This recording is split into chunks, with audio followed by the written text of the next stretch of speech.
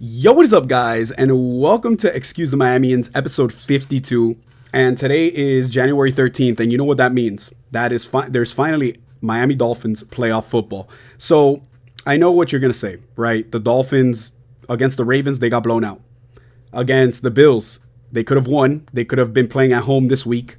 And now we have to go to the ex-defending champions. Well, yeah, the NFL defending champions from last year, the Kansas City Chiefs. But I do think the Dolphins have slight of an advantage. Well, not an advantage, but they do. I think they could win this game, I think. But I just want to go over some stats, right? Because in week 10, the Dolphins ended up going to Frankfurt to play that game. And the Dolphins were playing against the Kansas City Chiefs. And the first half of the game, they didn't do anything. The reason why I'm throwing this back is just for a little bit of knowledge. Dolphins' first half was horrible. They didn't do anything. They couldn't move the ball. They couldn't throw the ball. They couldn't do anything. For some reason, the Dolphins' offense was shut down. Their defense was pretty good because they only held them up to 14 points. Remember, Tyreek Hill fumbled the ball, and that was the reason why the score went to 21-0 right before the half. But then, the second half of the game, completely different story. Miami is able to run the ball a lot perfectly. They were doing what they had to do. They had to execute. And unfortunately, even if we lost, it was a game that could have been won on that last drive. We could have gone to OT, potentially won it. But the Dolphins end up losing because Tua gets sacked, fumbles the ball. I forgot what happened. No, he fumbles the ball. So Miami didn't play bad that game. And you're thinking, could Miami do the same exact thing? Can they play a great defensive game? Could they do what they have to do? And can the Dolphins actually just run the ball the entirety of the game? If it's going to be really bad weather, that's what you're going to have to do. So before we continue, Xavier Howard, well, we're going to go with the injury list, right? Because the injury list is pretty important. It's a pretty big list, but half of these players are playing. So I'm going to just go with the players that I think are going to be playing. So Liam Eichenberg, he has a calf and ankle injury. He's going to give it a go, obviously. Teron Armstead, knee, ankle, back, he's going to be playing. Devon Achane, he's going to be playing. Jalen Ramsey, he's going to be playing, and Tyreek is not missing this game for anything. He used to only have an ankle injury, then it went up to he had a quad injury, so let's just hope that he's fine, but he is going to be playing that game. I mean, I don't think he's going to want to miss that game at Arrowhead. Then, this is where it gets a little tricky, right? Xavier Howard, we all suspected that he was not going to be playing, and he's out for this game. But then, Deshaun Elliott, Javon Holland are safeties. I think they're not going to play. I think they're going to be out. I know they're questionable, but Javon Holland did not practice on Tuesday, Wednesday, and Thursday. Neither did Deshaun Elliott. I think they are both out. Remember, Javon Holland is dealing with 2 MCL injuries on both knees that he suffered, so I just don't see him playing. I think it was against the Bills last week. He played about like 10 snaps, 15 snaps. He's like, I can't play anymore. So I do not expect him to play. But if they're not going to play, I need Raheem Mostert and Jalen Waddle to suit up. I think it was that McDaniel was saying that they're trying their best to get them out there. And you just can't rest your players, right? You can't rest them anymore. It's the playoffs. And if you do not have them out there, I don't think Miami wins this game. No disrespect to Achane because he's been playing lights out. But you're going to need Raheem Mostert there. You're going to need Jalen Waddle there. And remember, if Tyreek is going to be getting doubled half the time, you're going to need Jalen Waddle out there, even if it's just a decoy. You don't even have to throw on the ball. Just let him run a little bit. But they're going to need him out there. Now, Dolphins have suffered a lot of injuries. I think that right now, we have Chubb, Phillips, Baker. They're out for the rest of the season. Potentially Van Ginkel as well. Our entire line is just getting depleted. So what did the Dolphins do? They signed Justin Houston, Bruce Irving, and Malik Reed. Tua calls them the OGs. Let's hope that they can do and, turn back the clock. Be great like they were when they were younger, because now they are veterans. So let's just hope that they're great. They do what they have to do. But the way that I'm seeing it here, it's going to be tough to win the game regardless. It's going to be -4 at the time that they're going to be playing, but they're saying that the weather is going to feel like -20, -30. So you already know that the ball is going to be feeding pretty much like a rock, even if you throw it. I don't expect Patrick Mahomes to be throwing like crazy. I don't expect Tua to be throwing like crazy. Now, before I do this, Tua is 0-4 in games where it's below 40 degrees. Now, I just want to kick this back. I'm going to do one last throwback before we continue. Last year against the Bills, when Tua came back from his injury and we went on that West Coast trip against the 49ers, and then we ended up losing to the Chargers, we ended up going to the Bills, and that was going to be our toughest stretch of the year. So Dolphins end up losing 32-29 in this game. But one of the stats that I have to tell you, Tua went 17 for 30 in a game that it was snowing. It was very damn cold. I mean, if I'm looking it up, it was, oh my gosh, it's not saying it here. Whatever. It was a really cold game, snowing and everything. Tua ends up throwing 234 yards, 2 TDs, and Raheem Mostert got 17 carries for 136 yards. Jalen Waddle had 3 catches for 114 yards and 1 touchdown. He can play in the cold.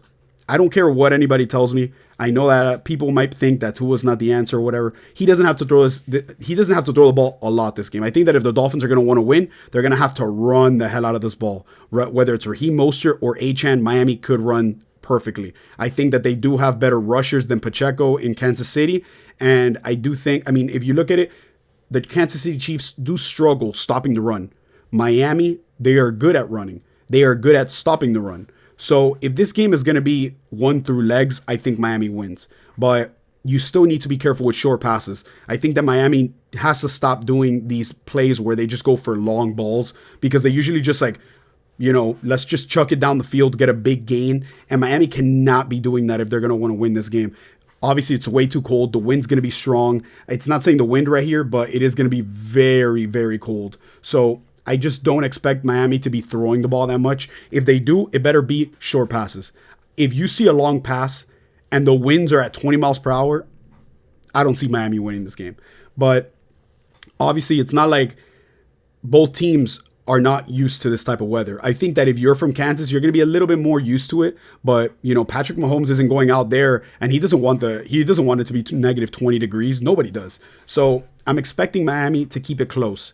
Now, if this game gets out of hand, they're going to lose this game. Also, the team that's going to win the game is going to be the team that has the most time of possession. Because remember, if you're when the Dolphins played on week 10, the Kansas City Chiefs were owning the time of possession. They were running the ball. They marched down the field. They took so much time off the clock. That first half finished so fast. Miami had to pick it up and try to, you know, take that time of possession away.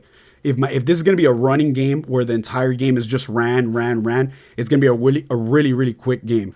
But anyway, we're going to go and show off some of the things. Right now, the Kansas City Chiefs are favored by 5, which is wild. Telling me that they're favored by 5, I think it's tough. I don't think the game is I think it's going to be either a 7-point win or a 3-point win, depending on who it is. I don't know. But I think it's going to be a close game. Now, they're giving the Kansas City Chiefs a 52.6% chance of winning, Dolphins a 47%. I think that's a pretty good thing just because it's really cold. Nobody expects the game to be a blowout.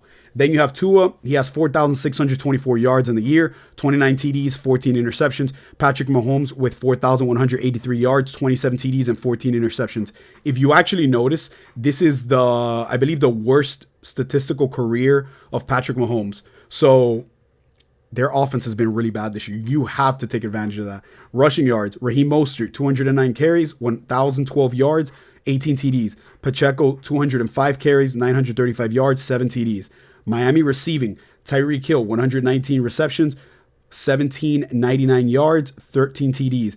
Travis Kelce has 93 catches, 984 yards, 5 TDs. I think it sucks for Kelce that he was about to break he had to get 1,000 and he just couldn't get there. I think it would have been like his 5th year in a row or 7th year, something like that.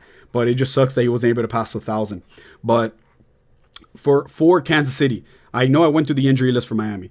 The only player that I think is out for the game for them is Wanya Morris, and I think it's because of a concussion. But everybody else is questionable, and everybody else is playing. So I don't expect this game to be, you know, everything would go for Kansas. It's super cold. They're used to playing, I guess, in the cold, but they don't want to play in this weather.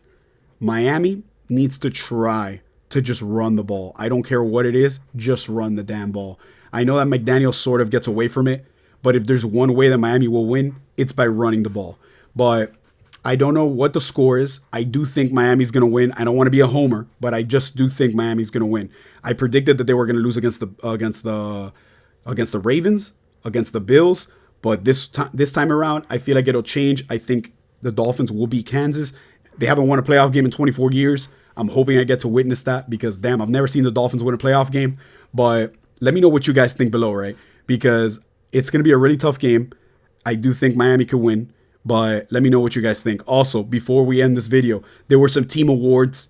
I didn't go through them because I haven't recorded in a while. But Dan Marino MVP award goes to Tyreek Hill. Don Shula Leadership Award goes to Alec Ingold. The Ed Block Courage Award goes to Austin Jackson. And the Nat Moore Community Service Award goes to Bradley Chubb. So I think that these are team awards. And I do believe that the reporters and the media votes on these. So it's a pretty good thing for these players to get these awards. So congratulations to all of them. And if you guys can, root on your Dolphins, right? Whether we're away, whether we go next week and we have to play the Ravens, or whether the season ends today. I hope it isn't the last video that we make. But man, let's go Dolphins, right? Let's go Dolphins. Follow the Spotify on Spotify, obviously, and Apple Podcasts. It's Excuse the Miamians if you guys are on YouTube. And if you guys do want to be on YouTube, follow and subscribe for free. So thank you guys so much for all the support, and I'll catch you guys in the next one. Have a good one.